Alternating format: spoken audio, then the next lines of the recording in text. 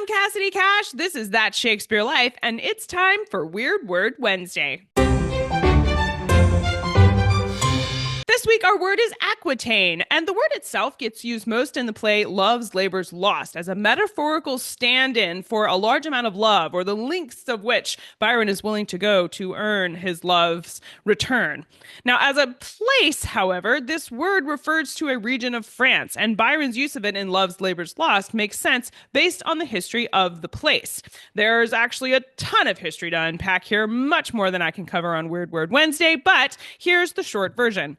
Aquitaine is a region of France that was added to the English Empire in 1154 when Eleanor of Aquitaine married King Henry II of England. Aquitaine was Eleanor's, and England took possession of it when these two got married. It was a huge foundation for what was known as the Angevin Empire, and I have a podcast episode that looks into what that is a little more, and I'll link that below this video. But Aquitaine remained English until the end of the Hundred Years' War in 1453, when it was annexed by France. Eleanor of Aquitaine is one of the most famous women of the medieval period, and she's notable for a whole lot of things, but she's notable in a Shakespeare context for being the mother of the infamous King John. Shakespeare features Eleanor of Aquitaine in his play titled King John. Eleanor married Louis of France first, but they had no male heirs, and their marriage was just a horrible marriage, and there's a lot of horrible to know about in that, so look that up. But they ended up ending in divorce, and Louis had become king by then.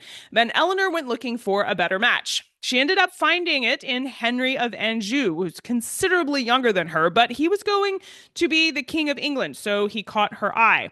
She would go on to marry him and have 8 children with Henry, but that was also a horrible marriage, resulting in Henry imprisoning Eleanor, and Eleanor actually sent her kids back to the King Louis she had left for protection against Henry.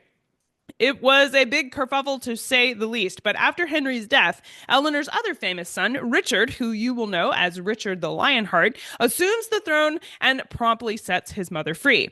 As I mentioned, there is much, that's such an understatement, more history to unpack here. But when you meet Eleanor, Henry, and Richard in the rest of the play of King John, you'll know where they're coming from. And hopefully, you'll even be able to understand Byron's rosy affectations in Love's Labour's Lost just a little bit better for having this slice of history about Aquitaine.